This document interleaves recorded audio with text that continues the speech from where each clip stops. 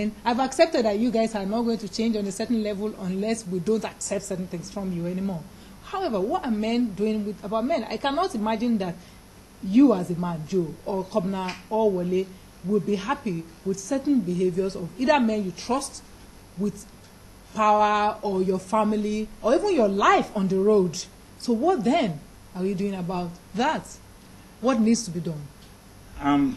It's interesting you talk about. I again go back to our traditional sense of how we see ourselves, because I think that still plays a big role in our mindset up to now. In a traditional setting across the continent, you find what they call rites of passage.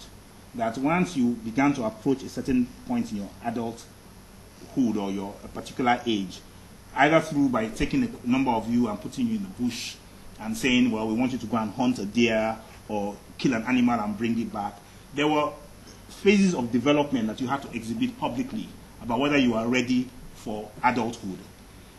I don't think we've evolved systems in the way we now live in a modern society to bring those things out. Yes, we get an education, but that's all it is, an education. Do we go through a rite of passage to become an adult? That's the big question.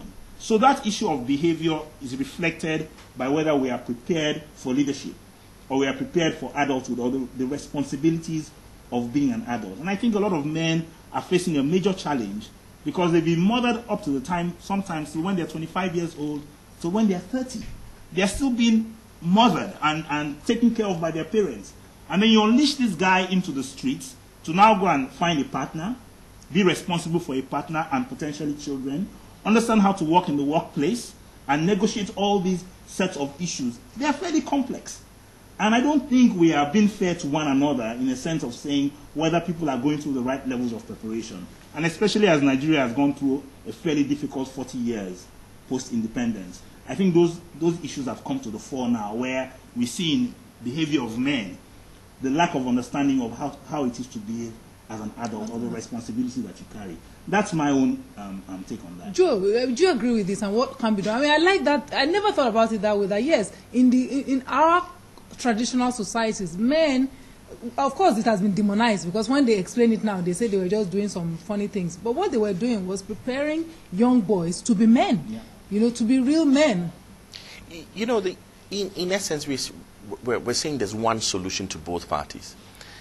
Men who should be responsible and mentor younger men and make it a decision that I will take on 1, 2, 3 younger men, and there was this issue in the US of African Americans, where you're supposed to take, every successful African American is supposed to take 10 younger African American, and that was a theory propounded by Booker T. Washington, and mentor them. We should have a system here where men, just like we're saying, the women should mentor women and stop being threatened by the younger women. Men, those of us who think we are different, should start making a positive, conscious effort to mentor younger people coming up, because our modern society doesn't create any avenue for mentorship. You should ask yourself, who am I teaching? Because the mentor learns as much as the mentored learns. All of us have a learning frame of mind, and we learn new things. Each responsible male should ask himself, who am I mentoring? Which people? Which young men? Let me mention that I'm involved with a young tennis club. This young coach has ages between 8 and 16 of young men and women who are part of his club. And I decided to be involved because it was a chance now to get in front of young kids, especially men, young boys. And the decision was to say, we're going to try and make them champions on the court and champions off the court. So again, by using tennis, which is a game, as a basis for building their leadership skills, their skills around discipline, and being able to follow a particular process towards a particular goal. So basically, I think that education itself, the way it is structured currently in Nigeria, is not enough as an environment to create leadership. If it was, Nigerians are fairly well educated, we would have the best leaders in the world today. So clearly there's a problem about how we see the whole process of developing leaders, and at what point do you start the process. And I think that's something we as men need to confront. How many men are truly saying that they're involved, again, in mentorship, in looking back, and especially given how wealthy some of these men are in this society.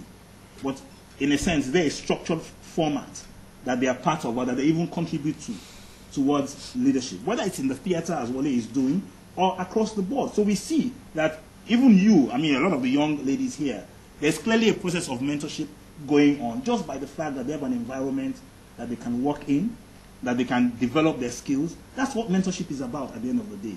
So I think that the sense of how selfish we have become as a society, where we think it's only our family unit we must worry about. Well, who's going to take care of those disadvantaged kids in the street?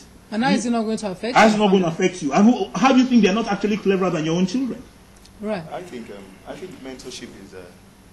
I think mentorship still happens in this country. From the Igbo man who. Let me ask one question, Wale. Do you think, is there an acceptance of a need for men to change? Do you think that there's an acceptance amongst men for men? I'm not going to speak for all women and say that all women see the need to change. I know that they don't. I see it, and I know a few of my friends who see it, and we're going to make it our business to at least work with the ones who are younger. You know, but do you think that men accept that there's a need to change, not just for themselves, but for their society? I think that in the generality, men in this country feel the need to change. I believe, from those I have conferred with, from the conversations I've had on political and social issues, men have a desire. I noticed that you didn't mention emotive issues. You said political and social issues. You didn't, because when we are talking about sometimes even behavior, you use a term that has been reverberating in my mind. You know, when you say that, you know, they behave like children. Well, that I see a lot of that going on. And then that issue about mothering, I'm thinking we need to be talking with the women. Stop babying your sons to 30. You know, because I still see men act as, you know, I see it happen. But that's another ballgame. So, you on that topic, do you see an acceptance of not just in political terms, which is easy, but in individual, emotive, family? I think that in the generality, men do want to change. Now, don't forget also that some people, if for example the bus driver at Lawanson, who drives in a certain way, that is the only way. That is the only way he knows. He knows, yeah. It's like the barber or the record shop owner who plays music at 5 a.m. It's the only thing he knows. It's the way he knows it. That's his culture. That's the norm he grows up with. He has grown up with. So, but in the generality, now the man who drives like that doesn't see himself as doing anything wrong. It's the only way he knows how to. It's like a man who walks with a certain gait. That's how he was raised. It will take a lot to change him. But I believe that in the generality, men, at least in this country, have a desire to change. I think mentorship takes place in this country. I think it is imbibed in us. The man who goes home and brings his younger brother or distant relative or someone and says... I completely disagree. I totally disagree. I totally disagree with you. Oftentimes, it's an economic relationship. No, and oftentimes, it's a power imbalance. Fumula, now, what we're doing is we're knocking it. In some way, they are still trying. The man who sets up a grant. I want it to be understood. That system itself is good, but it is not to be confused with. I have my younger ones living with me. Sometimes, because of the pressures of my life, I don't have time. I'm saying myself that I want to be a better person in the house. I am better with the people that I'm working with outside than the ones in my house, because oftentimes I take out my pressure on them.